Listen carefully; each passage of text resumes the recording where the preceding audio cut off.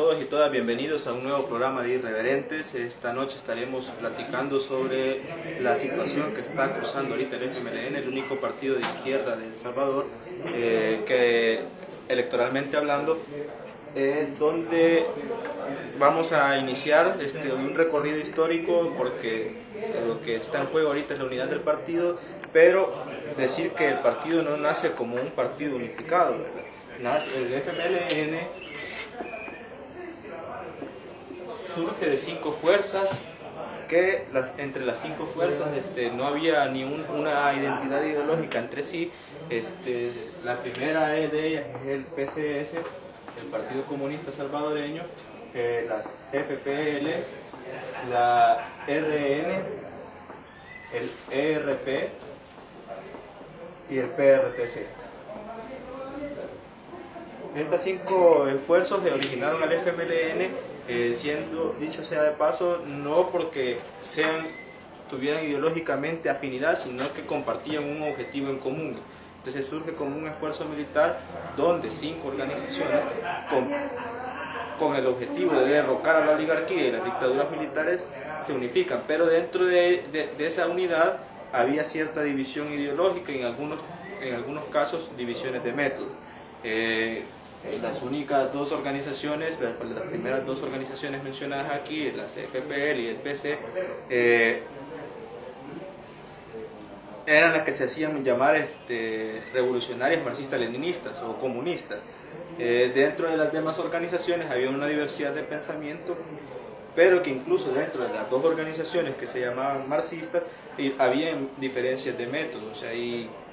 los que conocen un poco de historia saben el conflicto entre las FPL y el PC. Bueno, entonces, pero surge el FMLN en la década de los 80 como un todo, como un conjunto cerrado de organizaciones con un objetivo en común. Luego de la firma de los acuerdos de paz empiezan a cerrarse, a haber conflictos dentro del FMLN cuando se constituye un partido político, unas corrientes diciendo que ya habían cumplido los objetivos, otras corrientes diciendo que no, que aún faltaba. Entonces empiezan a generarse quiebres dentro del FMLN, dentro del partido político. Dentro de estas organizaciones que empiezan a generarse división interna, surge el conflicto entre los renovadores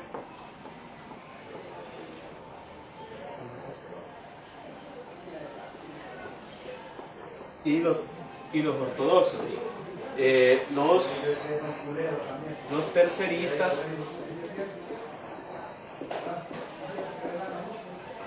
corriente que decía que había que conseguir una tercera vía entre el marxismo y el capitalismo, que había que encontrar una tercera corriente, que son la gente de los reformistas,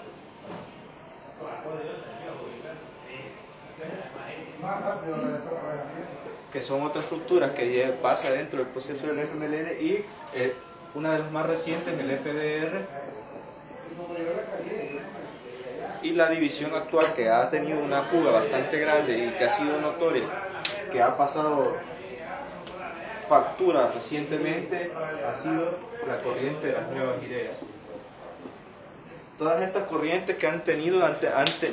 venido saliendo del partido un poco en el transcurso de la historia, han tenido una tendencia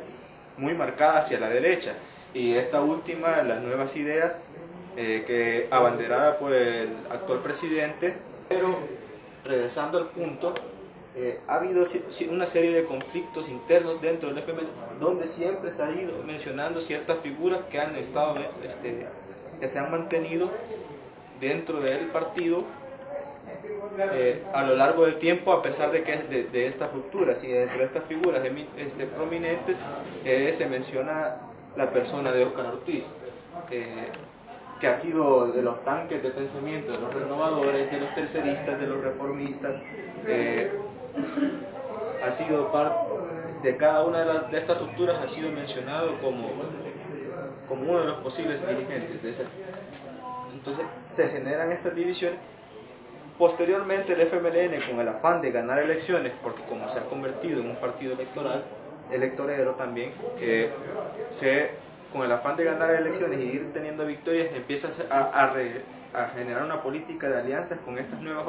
estructuras, a volverlas a incorporar dentro del partido, a tal grado que en la actualidad quienes dirigen el partido han sido mucha gente que han integrado estas corrientes, y quienes han tomado muchas decisiones ha sido esta gente. Por lo tanto, explica mucho de la caída del FMLN y la situación actual dentro de por qué se realizaron estas elecciones internas, que es el meollo que esta noche todos quieren conocer. Entonces, estas internas surgen a partir de más visiblemente surgen a partir de los resultados electorales del 2018 y 2019. Estas dos elecciones generaron, como todos sabemos, una caída en los números, en las estadísticas a favor del FMLN. El voto duro que tenía el partido lo perdió, y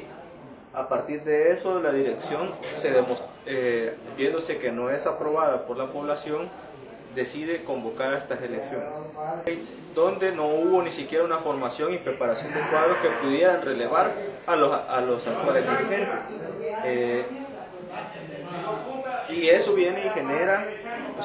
un conflicto en que el partido,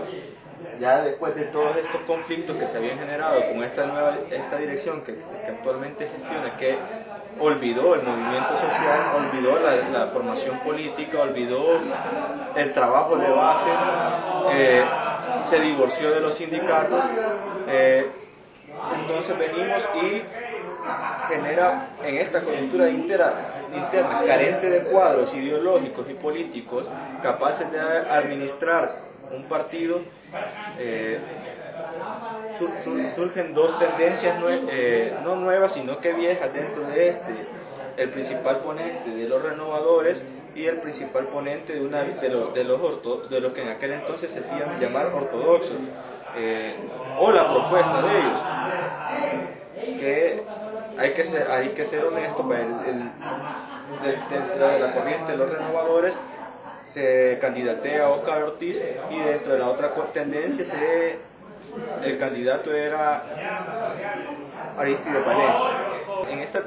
Hubieron más candidatos, pero que no eran representativos de ninguna tendencia,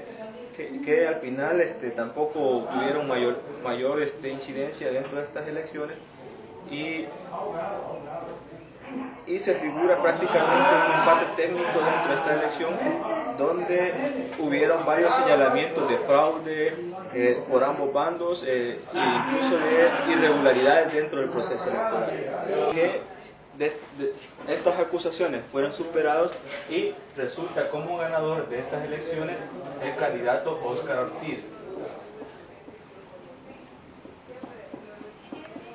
que es producto del reingreso de todas estas estructuras al FMLN y el apoyo de la corriente de nuevas ideas, incidiendo desde el gobierno central o desde financiando también alguna campaña, pero al final resulta como victorioso Óscar Ortiz. Saliendo vencedor Ortiz, hay que analizar qué es lo que sucederá con el partido de izquierda hoy a futuro, ¿verdad? Legítimo o ilegítimamente, es una victoria muy cerrada, donde el actual secretario general electo viene y no va a tener una gobernabilidad dentro del partido, para los que abogan demasiado la unidad interna, que es algo que ya esta elección ya lo generó una división, como en casi la mayoría de las elecciones internas que ha tenido el partido, una división ya notoria, donde los partidarios de una tendencia no van a estar conformes con el secretario de la tendencia ganadora, y viceversa. Si hubiera ganado Valencia, tampoco hubiera habido una unidad, por lo que se ve un posible fraccionamiento, pero que este fraccionamiento no hay que verlo como una situación negativa dentro del partido. Si si nos ponemos a hacer el estudio de la dialéctica, vemos que los conflictos internos son productos, son causales de transformaciones internas, lo cual lo que podría causar este conflicto podría causar o que el FMLN tienda a hacer lo que el actual secretario nacional electo, irse por un rumbo, como lo mencionábamos, tercerista, reformista o tirado a la derecha, pro imperio, o irse por un rumbo revolucionario, que es lo que las bases han estado pidiendo desde hace mucho tiempo. Eso va a depender mucho de la estructura de los candidatos que han sido electos para los mandos medios, las estructuras departamentales, municipales, la estructura que va a tener el mismo Consejo Nacional y la Comisión Política,